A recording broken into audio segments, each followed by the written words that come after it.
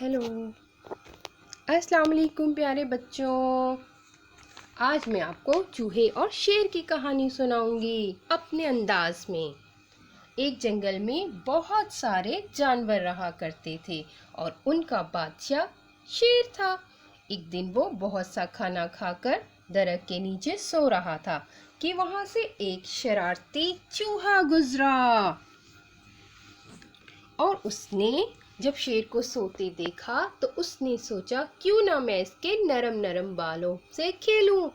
وہ اس پر چڑھ گیا اور اس کے نرم بالوں سے کھیلنے لگا۔ وہ جمپ مارنے لگا اور سلائیڈ لینے لگا۔ چوہے کے اس عمل سے شیر کی آنکھ کھل گئی اور وہ بہت زیادہ غصے ہوا اور اس نے اپنے مضبوط پنجوں میں چوہے کو پکڑ لیا۔ اب چوہا بہت گھبرایا اور اس نے معافی مانگنا شروع کر دی۔ پلیز جنگل کے بادشاہ مجھے معاف کر دے، میں آئندہ ایسا نہیں کروں گا۔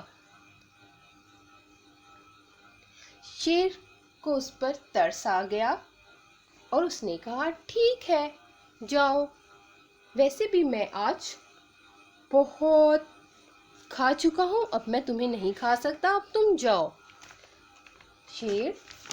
چوہا بہت خوش ہوا اور اس نے شیر سے کہا کہ جنگل کے بادشاہ آپ کا بہت شکریہ، ہو سکتا ہے میں آپ کے کسی کام آؤں، میں آپ کا یہ احسان یاد رکھوں گا۔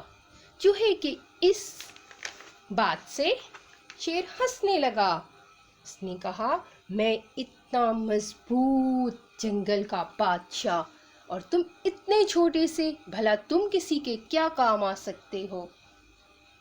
مگر چوہا شکریہ ادا کرتا ہوا وہاں سے چلا گیا۔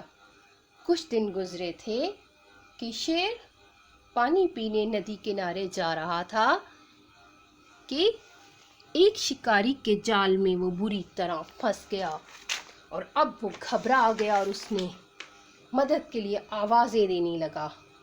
سبھی جانور پریشان ہو گئے کہ وہ اپنے بادشاہ کی کیسے مدد کریں۔ اتنے میں چوہے نے جب سنا تو چوہے نے کہا گھبراؤ نہیں، میں اپنے موسم کی مدد کروں گا، اور وہ بھاگتا ہوا فوراً جنگل کے بادشاہ کے پاس پہنچا اور اس نے اپنے مضبوط دانتوں کے ساتھ جال کو کاٹنا شروع کر دیا اور کچھ ہی دیر بعد جال کٹ گیا اور جنگل کا بادشاہ آزاد ہو گیا، اور اب وہ شرمندہ تھا چوہے سے اور اس نے چوہے سے معافی مانگ لی اور دونوں آپس میں دوست بن گئے۔ اس سے بچوں ہمیں پتہ چلتا ہے کہ غلطی ہو جائے تو معاف کر دو، اور غلطی ہو جائے تو معافی مانگ لو، اور جس سے معافی مانگے اسے چاہیے کہ وہ فوراً معاف کر دے۔ اور دوسرا، ہمیں کسی کو بھی حقیر نہیں سمجھنا چاہیے، کیونکہ اللہ پاک نے ہر بندے میں، ہر چیز میں، زیرو میں کوئی نہ کوئی خوبی اور صلاحیت رکھی ہے۔ ہمیں ایک دوسرے کی مدد بھی کرنی چاہیے اور اپنی صلاحیتوں کا علم ہونا چاہیے تاکہ ہم اپنی بھی اور دوسروں کی بھی اس صلاحیت کی وجہ سے مدد کر سکیں، اور کسی کو بھی حقیر نہیں سمجھنا چاہیے۔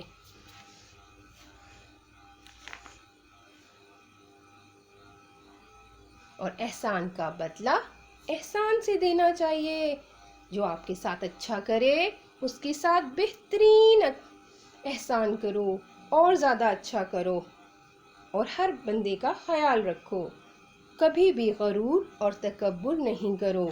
اللہ پاک نے ہر چیز کا کوئی نہ کوئی فائدہ بنایا ہے، کوئی بھی چیز اس دنیا میں بیکار نہیں ہے۔